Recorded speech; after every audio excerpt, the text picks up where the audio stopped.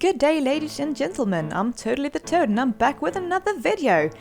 And today we are looking at a game where everyone rides their bike at 30 kilometers per hour, has guns and ammo lying around randomly at their house, and where stuff like this happens. We are looking at Generation Zero. Let's do it! Now, Generation Zero is one of those games that I both kind of love and kind of hate, and one of the things that I'm kind of split about is the fights. On one hand, I think they are quite a bit of fun actually, they're quite diverse, and you know, I kind of find that if there's a long pause without any fights, I get bored.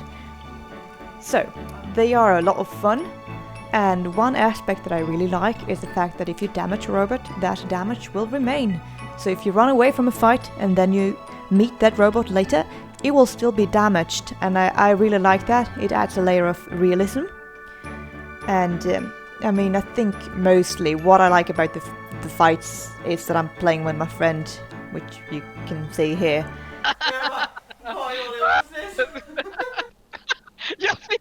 Jag menade gasmasken, men det var klart att det kan inte vara jätteuppenbart från din vinkel.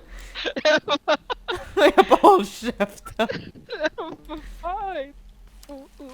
Man blir bara så väldigt medveten om hur icke-charmig man är. Man bara det. So, there's that, you know. One thing that I don't like about the fights, however, is the way they treat experience. Because it seems kind of arbitrary how much experience you gain and when, or at least not explained very well. And when me and my friend has finished the fight and we compare how much experience we gain, we never gain the same amount. Usually I gain a little bit more, but she's still one level above me and we created our characters together at the same time. So that makes no sense. But it doesn't affect the gameplay that much, and therefore, you know, doesn't truly matter. And another thing that sort of bothers me, as I implied a bit earlier, is that sometimes you kind of meet no enemies for a long period of time, and then you meet every enemy on the map at the same time, which is, you know, both fun and not fun at the same time. And lastly, about the fights, I feel like they are railroading you into playing close combat. Because I like sniping. I mean, I'm not good at it, but I like it. What did you do? Damn! What did you do? Jag sköt inte. Jag sköt ett skott, missade och allting exploderade. However, if you attack someone with a sniper, they will charge you, so you can only land a few shots before you get swarmed by enemies. That means that no matter how I start my fights, I will need to swap weapon to a close combat gun, because otherwise it'll be super tricky. But that can just be me not being very good at sniping. Entered combat with who? With me! Oh! Ah, no! Oh!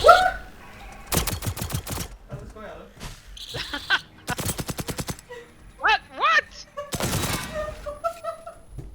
Next, I want to talk a bit about the loot, because this is a pretty classical loot and shoot, and the loot is pretty diverse. You have stuff like flares and fireworks and boomboxes, and you know, it looks pretty cool. And if there's something they can pick up, for instance like an attachment to a weapon, and you don't need that attachment or that weapon anymore, you can recycle it and get material for crafting. However, there's so much stuff that you don't really need.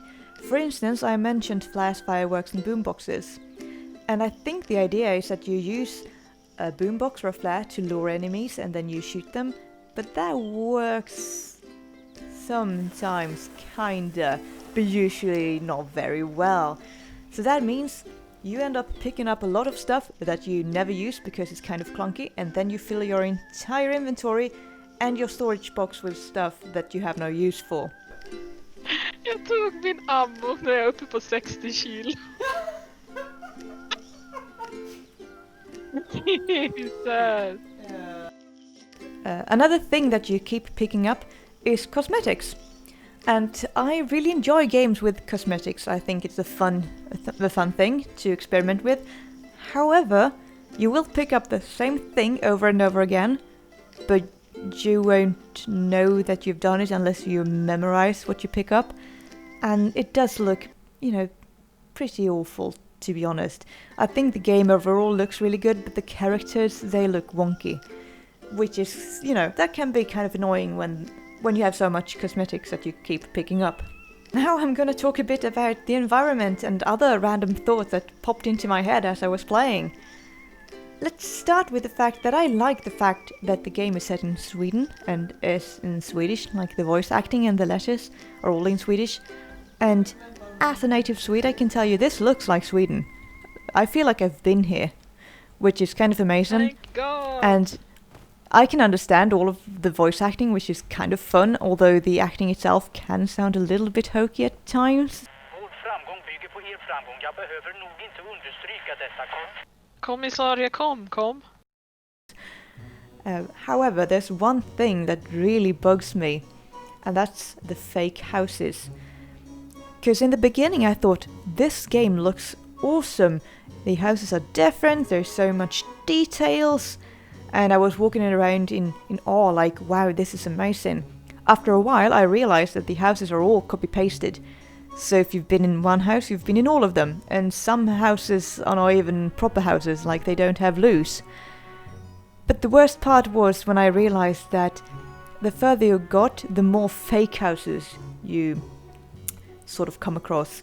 And with a fake house, I mean, you can't enter the house and there's nothing there to loot. And again, in a loot and shoot, that feels a bit off. Because why would you add the house if you can't even go into it? See this here? Surprised. That's a fake house. No. See that there? That's a fake house. This garage here? It's a fake garage. Hey! And I think this house? It's a fake house! Another thought that I kept having was about the quest progression, because there's no really sense of progression in the game. I mean, suddenly there will be new enemies and you do finish quests, but you don't know what you're working towards.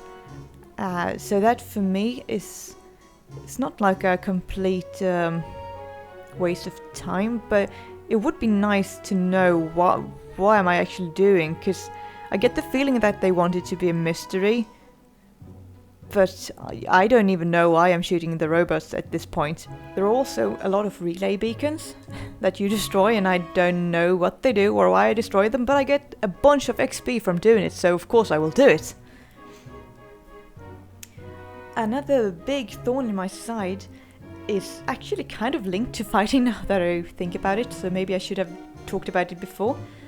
But it's gas masks. Because a few enemies will drop gas bombs or, will just put out an area of gas around them. And the gas does damage, which is fine, that's kind of the mechanic of it. However, it does so much damage that if you don't wear a gas mask, you will die almost instantly. I'm oversimplifying a little bit, it's not that fast, but you will take a bunch of damage. And to counter that, you can wear a gas mask and you get like a 20% protection from the gas, which you really need. Since you kind of need to play close combat, you kind of need to wear the mask or you will die. However, when you wear the mask, everything will be tinted greyish and feel a bit blurry, and that will give me headaches. So if I play for a long time, I feel like I have to wear the gas mask, but then I will get a headache from wearing the gas mask and I will take it off. The minute I take it off, there will be an enemy gassing me, and that's so frustrating. And connected to the next point on my list, bunkers. A lot of bunkers have rooms with gas in them, so you will need to wear the gas masks. However, once you enter a bunker, in the beginning there will be no lighting and you will need to restore power. So then you'll be in the dark with a gas mask that sort of makes your vision even worse. And it really is bad for my eyes. I feel my eyes straining so much from being in the bunkers with a gas mask. And that's really frustrating because there are so many bunkers. The bunkers are also like labyrinths, and that means it's very difficult to know where you're going, since you don't have a minimap to guide you. And realistically, I kind of get that. However, it's so frustrating running around in the dark not knowing where you're going, and you know that this won't really give you anything. And now for my last and kind of biggest point for the game, which is both one of my favorite things and the worst thing about the game, and that's the bugs everywhere you go. Now, most of the bugs are, harmless or at most annoying, and some of them are truly bad. So the harmless ones is like, you really need some medkits, but you can't pick them up, or you will get stuck inside the van. I'm stuck. Or the water. Jag har fastnat. Det funkar inte. Or you will have this weird animation glitches. Or you see bushes indoors. These are, kind of funny, and they don't really harm the gameplay that much. Then there's the annoying ones, and it's the bikes. I mean, you're clearly supposed to bike everywhere. However, the bikes, they have a will of their own. For once, if you do like a small correction, this will happen. Så. Jesus! It is also very difficult to know if you can go up a cliff or not. Oh well, sucks to be you. Sucks to be you. And when you get on the bike, this can happen. God damn!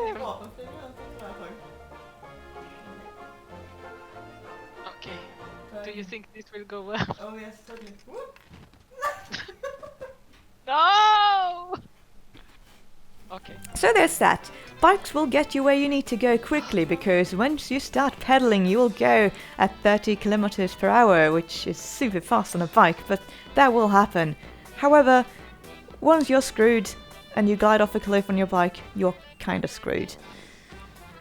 And then there's the really bad one, which has happened a lot more lately as I've played, and that's crashes. Now, I don't remember the game crashing that much before, but lately it's crashed at least once every night I've played, and sometimes several times, making it very difficult to play. Sometimes it's more like I'm not properly connected, and robots will just ignore me and not shoot at me, or I can't hit them.